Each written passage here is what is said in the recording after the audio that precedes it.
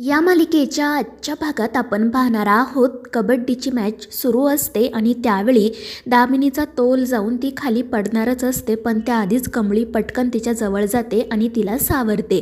दामिनी मात्र सगळ्यांना असं सांगत उड्या मारू लागते की मी कमळीला आऊट केलं आहे आणि त्यामुळे सगळेजण डोक्यालाच हात लावतात.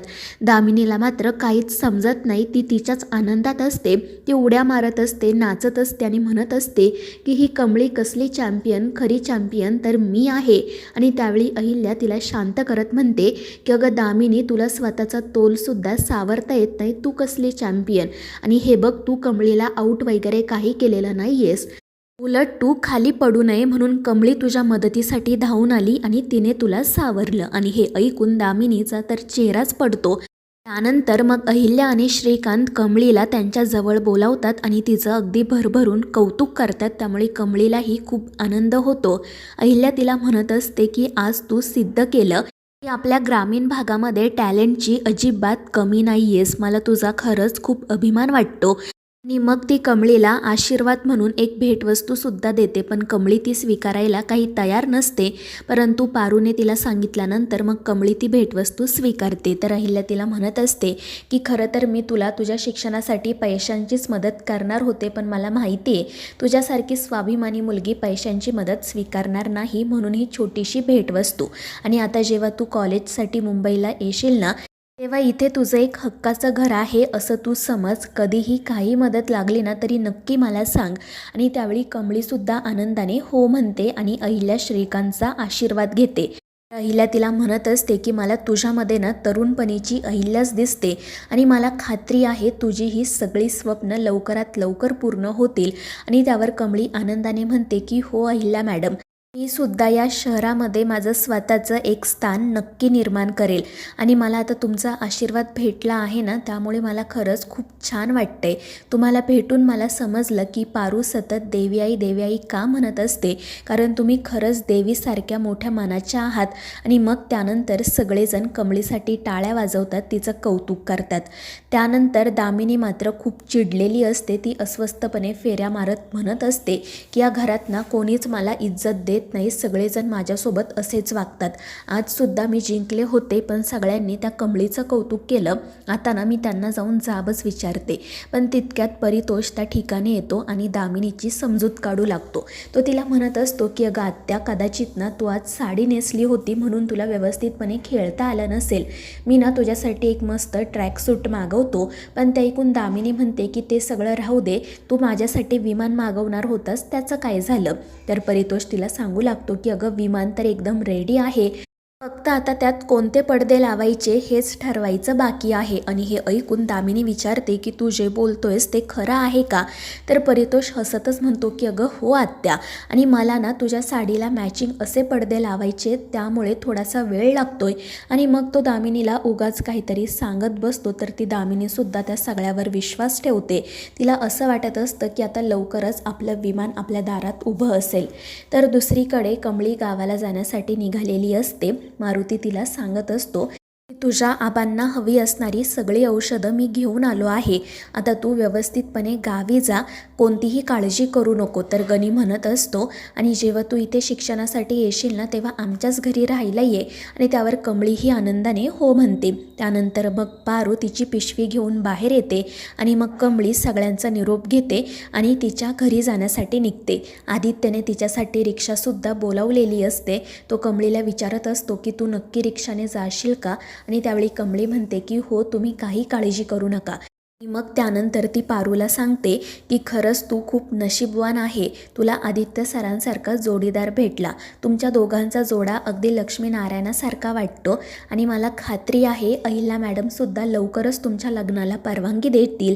आणि हे ऐकून आदित्यला आणि पारूला खूप आनंद होतो. आणि मग कमळी पुन्हा तिच्या गावी जाण्यासाठी निघते. त्यानंतर आपण पाहतो की पारूसाठी काही मुलांची स्थळं घेऊन एक बाई मॅरेज ब्युरोमधून घरी आलेली असते. अहिल्यानेच तिला बोलावून घेतलेलं असतं आणि मग ती सावित्रीला सांगते की जा, मारुतीला आणि पारूला बोलावून आण.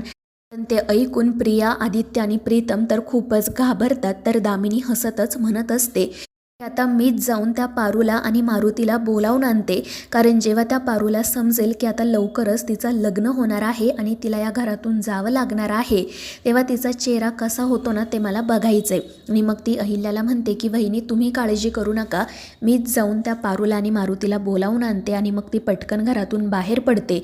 तर प्रियासुद्धा तिच्या पाठोपाठ घरातून बाहेर येते आणि मारुतीपर्यंत दामिनीने पोहोचू नये म्हणून ती दामिनीला असं सांगते की तुमच्या चेहऱ्याला काहीतरी काळं लागलं आहे, त्यामुळे तुम्ही पटकन जा आणि फ्रेश होऊन या, त्याचसोबत थोडासा मेकअपसुद्धा करा. आणि प्रियाच्या या बोलण्यावर दामिनीसुद्धा विश्वास ठेवते आणि मग तिच्या खोलीत जाण्यासाठी निघते. तर इकडे आदित्य प्रीतमला म्हणत असतो की अरे प्रीतम, कालच मारुती मामा इथे भाकरी टेकवून गेले आणि आता जर त्यांना या सगळ्याबद्दल कळलं तर काय घडेल माहिती आहे ना, प्लीज तू काहीतरी कर. आणि तितक्यात अहिल्या प्रीतमला विचारते की अरे प्रिया अशी अचानक बाहेर का गेली. प्रीतम म्हणतो की हो आई, मी बघतो नेमकं काय घडलंय ते. आणि मग तो सुद्धा पटकन बाहेर जातो.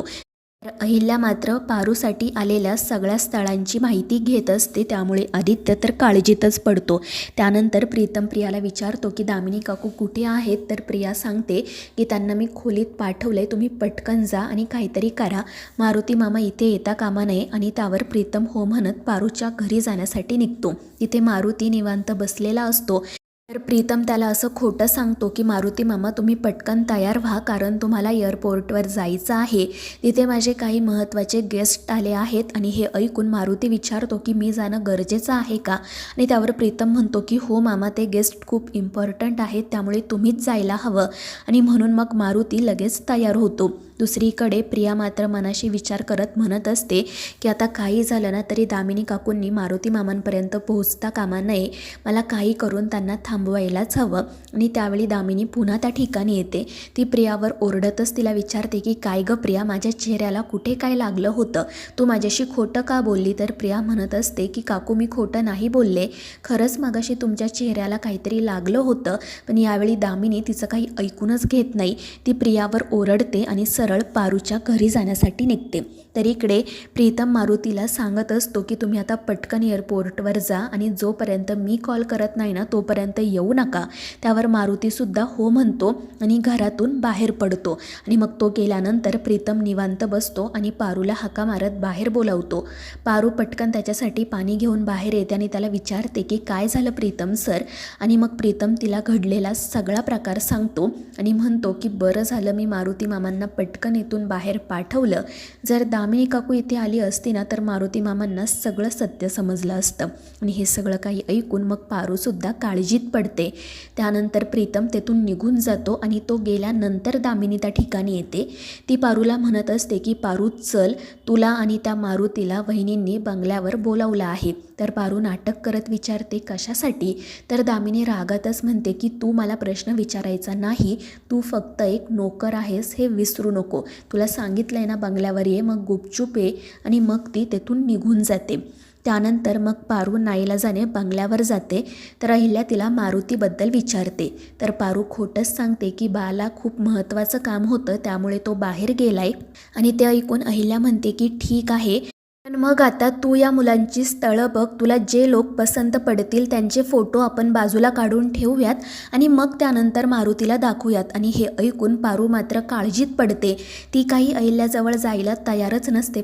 पण मग आदित्य तिला इशारा करतो, त्यामुळे पारू अहिल्याच्या जवळ जाते. पण त्यावेळी नेमका मारुती त्या ठिकाणी येतो आणि प्रीतमला विचारू लागतो की प्रीतम बाबा तुम्ही मला घाईघाईने एअरपोर्टवर जायला तर सांगितलं, पण नेमके कोण पाहुणे येणार आहेत त्यांचं नावच नाही सांगितलं. आणि मारुतीला त्या ठिकाणी पाहून मग पारू, आदित्य, प्रिया आणि प्रीतम खूपच घाबरतात.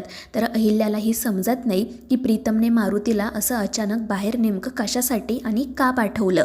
तर मित्रांनो, या मालिकेच्या पुढील भागांच्या अपडेट्ससाठी आपल्या चॅनेलला सबस्क्राईब करा.